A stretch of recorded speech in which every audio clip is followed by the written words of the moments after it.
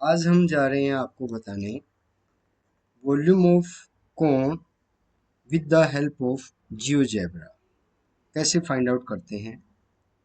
तो हम स्टार्ट करते हैं आज की वीडियो में। पहले जियोजेब्रा का सॉफ्टवेयर ओपन करेंगे, उसके बाद व्यू ऑप्शन में जाएंगे और 3D ग्राफिक्स को क्लिक करेंगे तो विंडो 3D की ग्राफिक्स की विंडो साइड में शो हो जाएगी।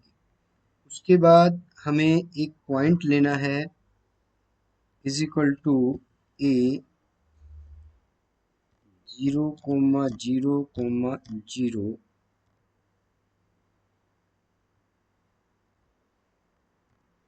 और एंटर कर देना है।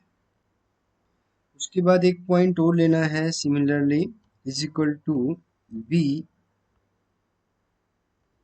0,0,h और एंटर कर देना है। जैसे ही एंटर करेंगे क्रिएट स्लाइडर की विंडो ओपन होगी और उस पर क्लिक करना है और एच का स्लाइडर एक हमें स्क्रीन पर दिखाई देने लग जाएगा। फिर हमें व्यू ऑप्शन में जाना है, 3D ग्राफिक्स पे क्लिक करना है। अगर बंद हो जाता है दोबारा क्लिक कर लीजिए। पिरामिड ऑप्शन में जाना है, पिरामिड ऑप्शन में कोण को सिलेक्ट करना है, कोण सिलेक्ट करना है और कर्सर को ए पॉइंट और बी पर क्लिक कर देना है।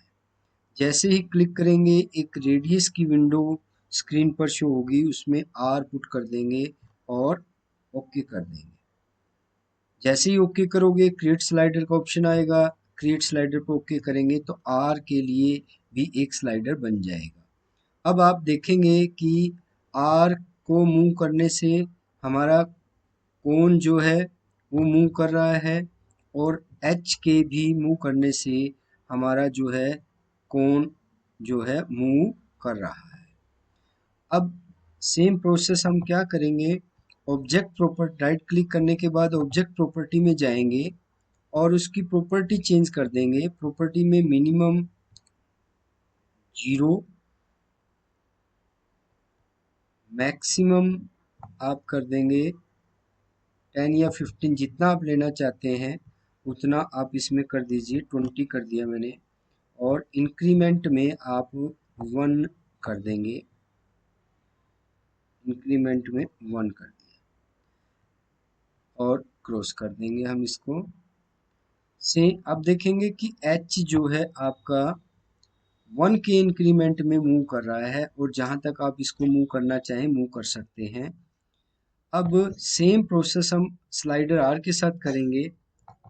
स्लाइडर आर पर राइट क्लिक करेंगे, ऑब्जेक्ट प्रॉपर्टी में जाएंगे, मैक्सिमम 15 कर देंगे। जितना आप उसमें करना चाहें आप अपनी इच्छा से उसको कर सकते हैं और मिनिमम 0 कर देंगे। इंक्रीमेंट भी आप 1 या 2 जितना उसमें आप अपने एज स्टेबल करना चाहें कर सकते हैं और ओके कर देंगे। अब आप देखेंगे कि आपका जो आर है और एच है वो दोनों 1 1 के इंक्रीमेंट पे शो हो रहे हैं। अब स्लाइडर वाले ऑप्शन में जाएंगे। जैसा कि मैंने लास्ट वीडियो में भी आपको ये बताया था वॉल्यूम ऑफ सिलेंडर निकालने के लिए, तो सेम प्रोसेस हम यहाँ भी करने वाले हैं। वॉल्यूम ऑफ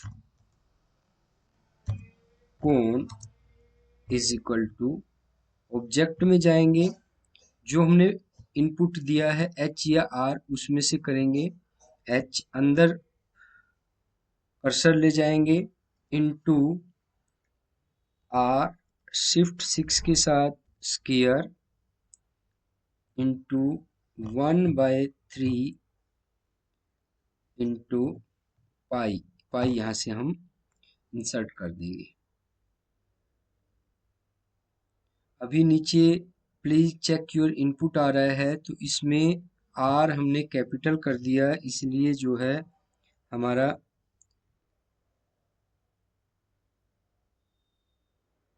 आर, तो ये इनपुट आपको रेड कलर में दिखा रहा था कि हमारा जो इनपुट है उसमें कुछ मिस्टेक है। तो अब ये देखो नीचे आपको विंडो में दिखाई देगा वॉल्यूम ऑफ कोन।